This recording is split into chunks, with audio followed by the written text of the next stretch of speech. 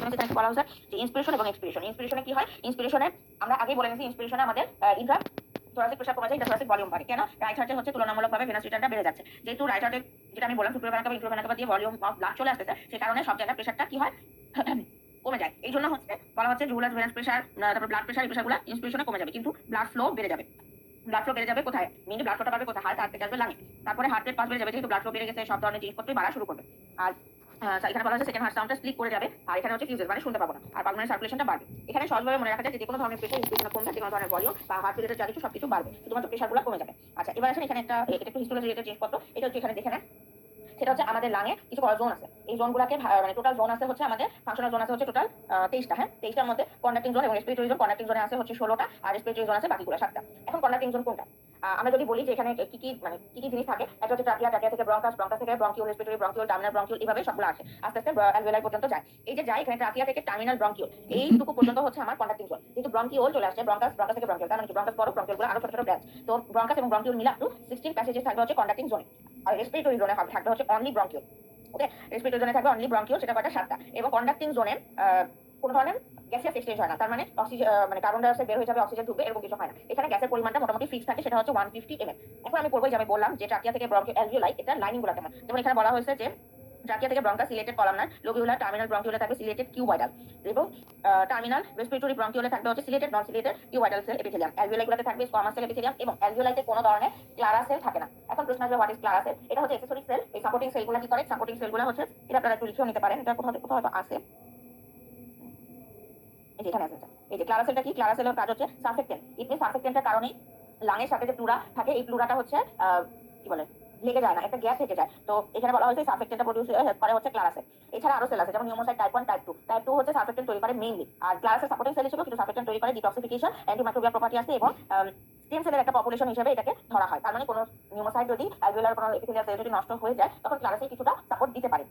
যেটা বলা হচ্ছে স্টেম সেল সাবপপুলেশন হিসেবে এটাকে বলা হয়। আচ্ছা, এটুকু গেল। এবার আমি পড়বো হচ্ছে ব্রঙ্কাস এবং ব্রঙ্কিউলের মধ্যে পার্থক্য। আজকে সবই মানে ফিজিওলজিক্যাল জিনিসপত্র, মানে কি কি জিনিসগুলো আসলে থাকে, কি কি হয়, এগুলো। আর নেক্সট দিন থেকে আমরা পড়বো, নেক্সট দিন আমি যেটা পড়াবো সেটা হচ্ছে মেকানিক্স, মেকানিক্স থেকে আস্তে আস্তে প্যাথোলজি যেগুলো, সেগুলো দিকে। তো এখানে কি আছে? এখানে আছে ব্রঙ্কাস এবং ব্রঙ্কিউল। এটা খুবই সোজা জিনিস, এটা এত ইম্পর্টেন্ট না, এটা জাস্ট একবার জেনে রাখার জন্য আপনারা রিডিং দিতে পারেন। সেটা হচ্ছে ব্রঙ্কাস ব্রঙ্কিউলের মধ্যে কার্টিলেজ থাকে, গবলেট সেল এবং গ্ল্যান্ড থাকবে হচ্ছে ব্রঙ্কাসে, আর ব্রঙ্কিউল এগুলো থাকবে না। তাহলে কি থাকবে? স্মুথ মাসেল লেয়ার থাকবে, ইলাস্টিক ফাইবার থাকবে, ক্লারা সেল থাকবে। সহজ উপায়ে যদি পড়তে চান তাহলে হচ্ছে ব্রঙ্কাসে কি কি থাকে, ব্রঙ্কিউলে কি কি থাকে, দুটো পড়বে, তাহলেই মনে থাকবে।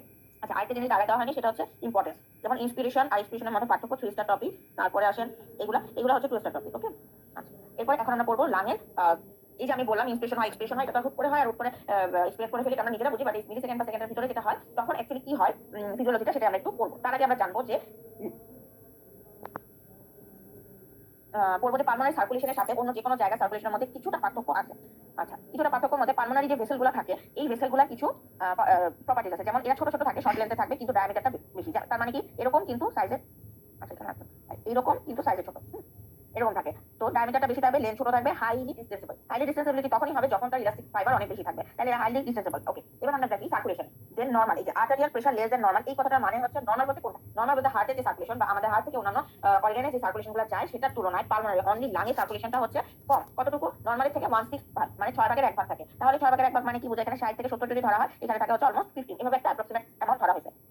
আচ্ছা, তারপরে বলা হচ্ছে ব্লাড ফ্লো সমানই থাকে। কেন? কারণ blood flow superior inferior vena CAVA দিয়ে হার্টে আছে, হার্ট থেকে সেই অ্যামাউন্ট ব্লাডই কিন্তু হচ্ছে আমার আস্তে আস্তে কি হচ্ছে, লাঙে যাচ্ছে, ডিঅক্সিজেনেটেড ব্লাডটা অক্সিজেনেটেড হচ্ছে, তাহলে ব্লাড ফ্লো রেটটা হচ্ছে অলমোস্ট সিমিলার থাকে। কিন্তু ভাস্কুলার রেসিস্টেন্স কেমন থাকবে? ভাস্কুলার রেসিস্টেন্স বলা হয়েছে সিস্টেমিক সার্কুলেশনের তুলনায় 10 ভাগের 1 ভাগ, সেটা কত? অলমোস্ট 70%। ওকে, এটা কি? এটা হচ্ছে আপনার এরকম না যে তাহলে এক্সাক্ট অ্যামাউন্টটা কত, এরকম এক্সাক্ট অ্যামাউন্টটা থাকে না, কারণ এটা তো কোনো অঙ্কের ক্যালকুলেশন না যে আমি 10 থেকে 20 হলো, 10 থেকে 15 হবে, এরকম না। এটা ভ্যারি করে, এক একজনের এক এক রকম। তো এটা হচ্ছে অ্যাপ্রক্সিমেট যে আমার হয়তো সিস্টেমিক সার্কুলেশনের তুলনায় 10 ভাগে 1 ভাগ 70% হতে পারে, আমার হয়তো 16%, এরকম।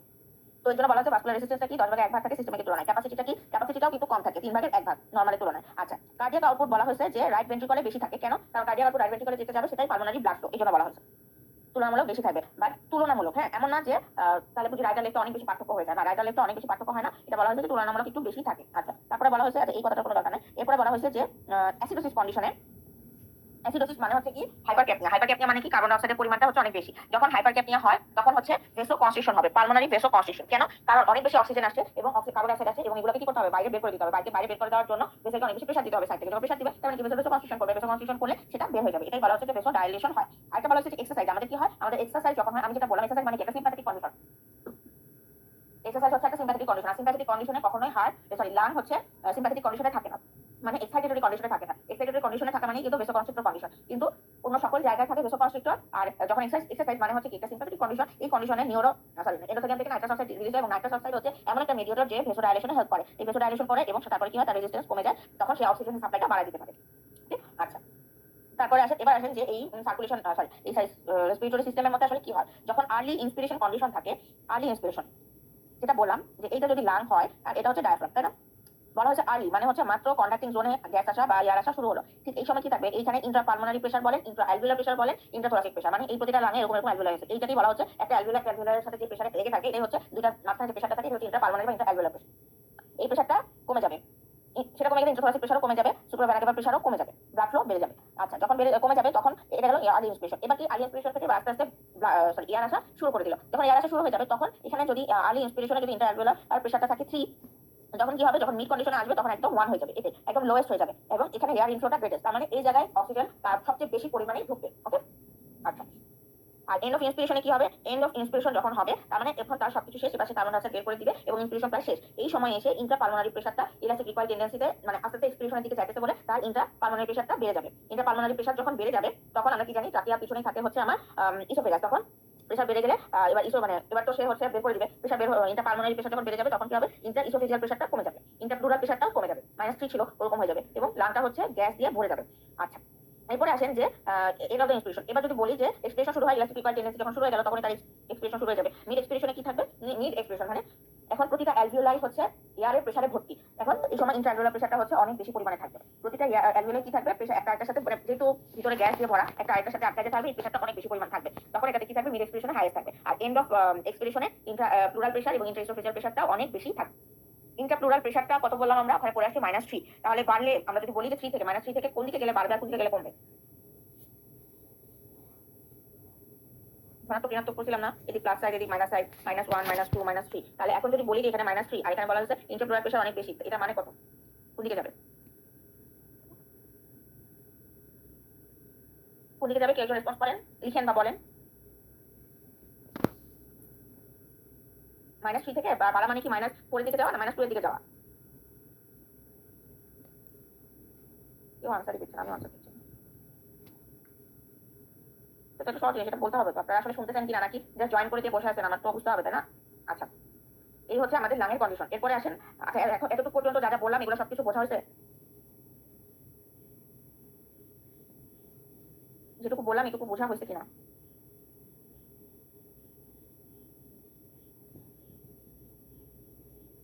আচ্ছা, এরপরে আসেন রেসপিরেটরি মেমব্রেন। হ্যাঁ, রেসপিরেটরি মেমব্রেনটা আমি কেন পড়বো, রেসপিরেটরি মেমব্রেনটা আমি এই জন্য পড়বো, এই যে আমাদের অ্যালভিওলাই, এটা যদি একটা অ্যালভিওলাই হয়, এই যদি হয় লেয়ার, এই লেয়ারের মাঝখানটা কেমন থাকে, মানে এই লেয়ারটা হচ্ছে এই যে এরকম থাকে। হ্যাঁ, এই এই জায়গাটা এইভাবে ঘুরে আসে, ঠিক আছে?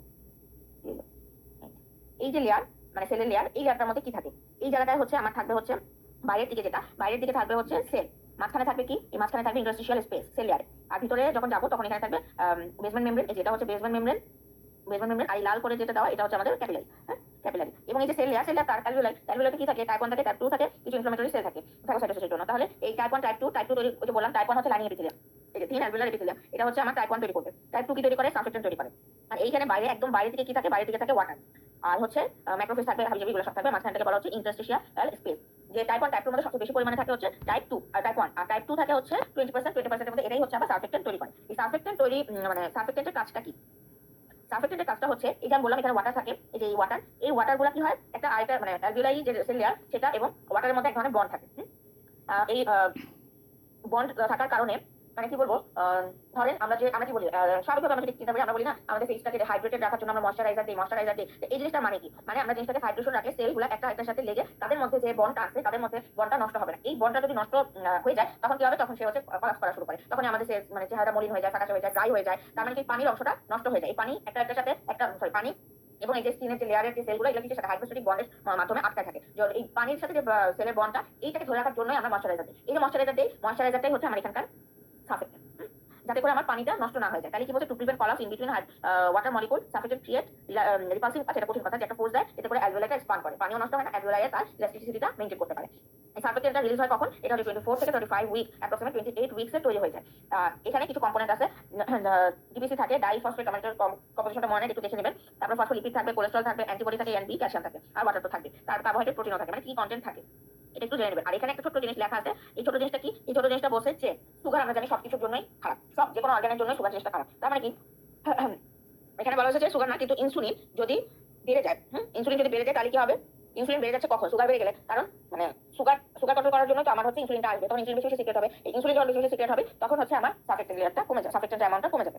কিন্তু থাইরয়েড বেড়ে গেলে বা কর্টিসল যদি বেড়ে যায় তখন সার্ফেক্টেন্টের পরিমাণটা বেড়ে যায়। এখন কথা হচ্ছে সার্ফেক্টেন্ট কেন দরকার, প্রথমত আমরা বললাম কলাপস করে ফেলে, পানির সাথে যে বন্ডটা সেটাকে কলাপস করে ফেলে। তার মানে প্রথম একটা আসতে পারে লাং কলাপস হতে পারে, রেসপিরেটরি ডিস্ট্রেস সিনড্রোম হবে, একটা সাথে যখন লাগা শুরু করবে তখন আমার শ্বাস নিতে কষ্ট হবে, একটা অ্যালভিওলাই যেটুকু এক্সপ্যান্ড করার কথা ছিল গ্যাস দিয়ে সেটুকু এক্সপ্যান্ড করতে পারতেছে না, একটা সাথে লেগে যাচ্ছে, তখন কি হবে, রেসপিরেটরি ডিস্ট্রেস সিনড্রোম হবে। তারপরে পানিগুলো ওখানে সব মানে বেশি পরিমাণে পানি যখন একটা বন্ডিং হারাবে তখন শুধুমাত্র লিকুইড হয়ে যখন থাকবে তখন বন্ডগুলো হারাবে, মানে হাইড্রোজেন আর অক্সিজেনের যে বন্ডগুলো সেগুলো হারাবে, পালমোনারি ইডিমা ডেভেলপ করবে, আনইকুয়ালিটি অফ দ্য অ্যালভিওলাই, ওই যে অ্যালভিওলাই একটা সাথে যেরকম বন্ডে ছিল সেটা থাকবে না, নিউমোনিয়া ডেভেলপ করবে। আচ্ছা এখন কথা হচ্ছে আমার সার্ফেক্টেন্টের কাজটা কি, সার্ফেক্টেন্টের কাজটা হচ্ছে যে এই হচ্ছে লাইনিং অ্যালভিওলাইয়ের যে সারফেস টেনশন মানে ফ্লুইড ধরে রাখার যে ক্ষমতা এটাকে সে কমায় রাখে, কারণ বেশি বেশি ফ্লুইড চলে আসতে পারে না। তারপর তাহলে কি পালমোনারি ইডিমাটাকে সে প্রিভেন্ট করতেছে, তার লাঙের যে কমপ্লায়েন্স মানে ফ্লুইড আসতে দিচ্ছে না কিন্তু অ্যালভিওলাইকে তার সময় মতো ইলাস্টিসিটিটাকে বাড়ায়, তখন সে ভিতরে এয়ার নিতে সাহায্য করতেছে, তাহলে যতটুকু দরকার সেই ইলাস্টিক সে ততটুকু বড় হতে পারতেছে, এটা মিন্স তার কমপ্লায়েন্স ভালো। What does it mean lung compliance, কেউ বলতে পারেন? কমপ্লায়েন্স কথাটা মানে কি বোঝা যায়? কমপ্লায়েন্স মানেই হচ্ছে আমি কতটুকু এক্সপ্যান্ড করতে পারতেছি, একটা অ্যালভিওলাই কতটুকু এক্সপ্যান্ড করতে পারতেছি, এটাই হচ্ছে আমার কমপ্লায়েন্স। তাহলে কি হবে, সার্ফেক্টেন্ট সেই কমপ্লায়েন্সটাকে মেইনটেইন করতেছে, বাড়ায় দিচ্ছে এবং স্টেবল করতেছে। তারপরে কি এক্সপিরেশনে হেল্প করতেছে, ইলাস্টিসিটি ভালো, গ্যাস নিচ্ছে, আবার যখন দরকার সে সুইচ করে ফেলতে পারতেছে, তাহলে এক্সপিরেশনে হেল্প করতেছে, সে সাইজ অ্যালভিওলার যে সাইজগুলো সেগুলোকে স্টেবিলাইজ করতেছে, ইলাস্টিক রিকয়েল প্রেশারটাকে কমাচ্ছে। এখন মনে রাখবেন যে কি কি জিনিস আসলে সে করে, ওই যেমন যে কোনো ধরনের প্রেশার, সারফেস টেনশন এক ধরনের প্রেশার, ইলাস্টিক রিকয়েল এক ধরনের প্রেশার, এগুলো কিন্তু সে কমায় রাখে। তারপর বলছে এক্সপিরেশনের সময় কলাপস করাটাকেও সে প্রিভেন্ট করে। হ্যাঁ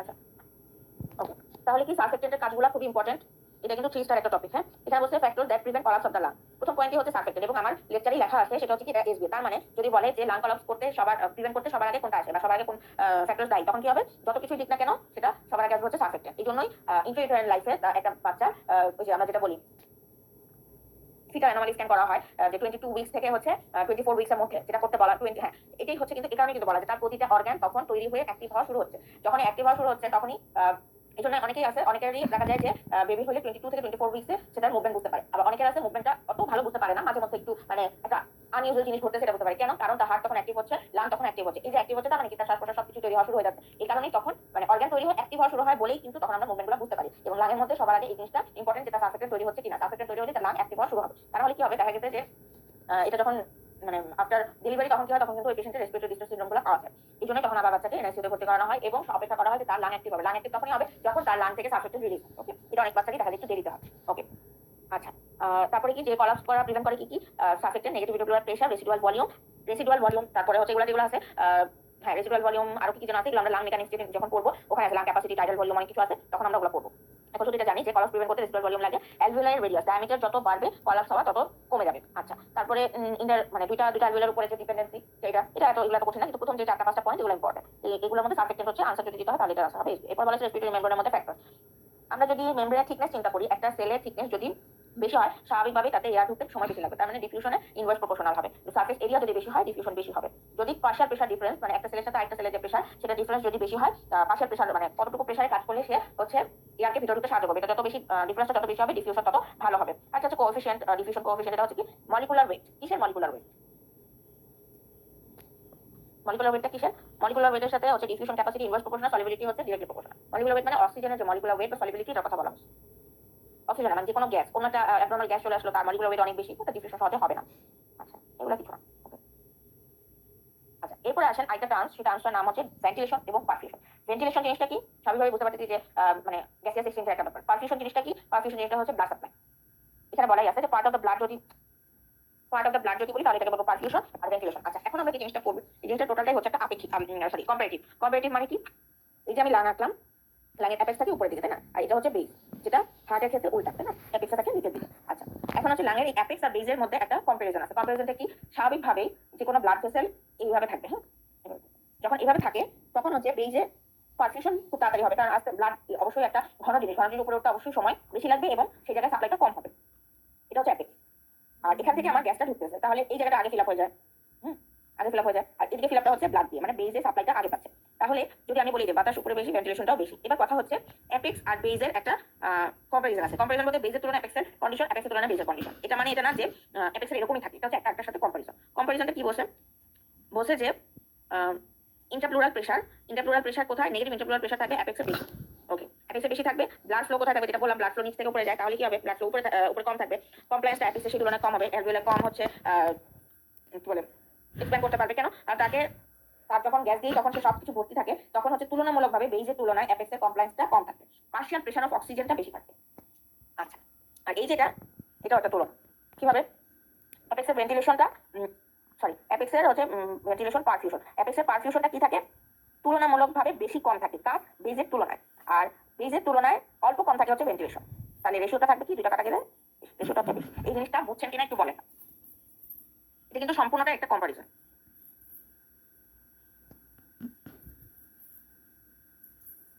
আর এই পার্থক্যটা হচ্ছে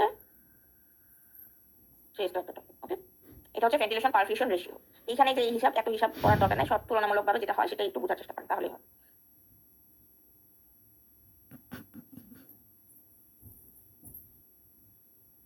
আচ্ছা, এই জিনিসটা হচ্ছে কি, আমরা যে রডি স্মিথ দিলাম, আমি 3টা বই পড়ি, ওই রডি কি ফিজিওলজি, ফিজিওলজি রডির মধ্যে যে লাঙের একটা চ্যাপ্টার রেসপিরেটরি সিস্টেমে, এই কথাটা একদম হুবহু ওই 5টা স্টেমই আছে। হ্যাঁ, এই 5টা স্টেমই আছে। এই 5টা স্টেমই হচ্ছে আপনারা যেভাবে আছে সেভাবেই পড়তে হয়। এটার এক্সপ্রেশনটাও সুন্দর, সেটা হচ্ছে কমপ্লায়েন্স। ইট মিন্স লাঙের এক্সপ্যান্ড করার ক্ষমতা বেশি থাকে তাদের ক্ষেত্রে।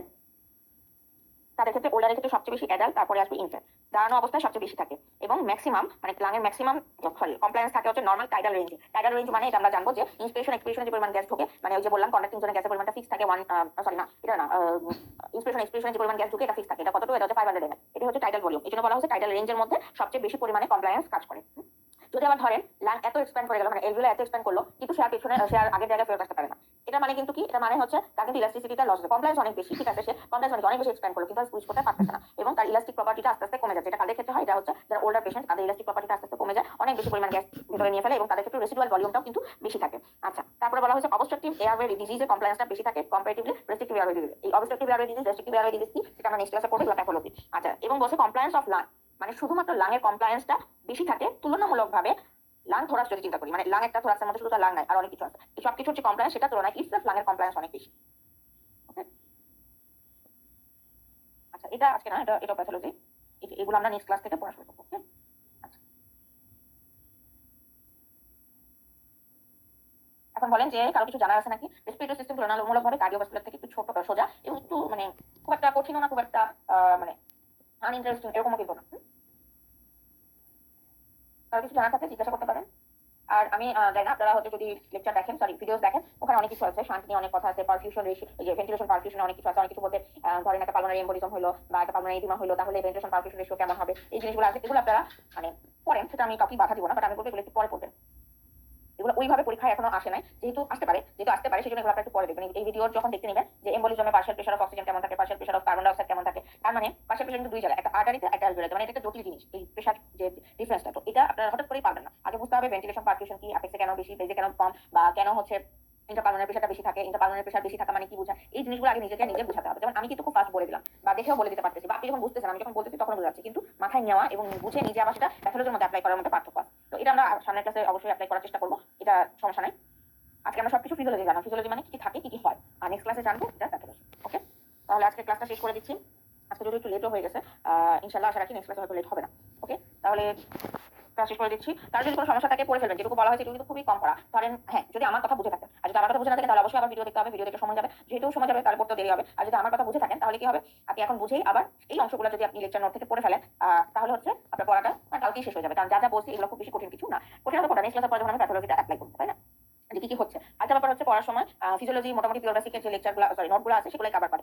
আমি বলবো 85 থেকে 90% কভার করে, এর থেকে বেশি কভার করার তোমার দরকার নেই। তো এটুকু কভার করলেই যথেষ্ট, ওখান থেকে পড়বেন। তারপরে যাদের ইন্টারেস্ট, বই তো আছে, বিআরএস ফিজিওলজি আছে, ভিশন আছে, আমরা অনেক সময় বলি এই টপিকটা ভিশন থেকে পড়বেন, তাহলে তখন অবশ্যই ভিশন থেকে পড়বেন।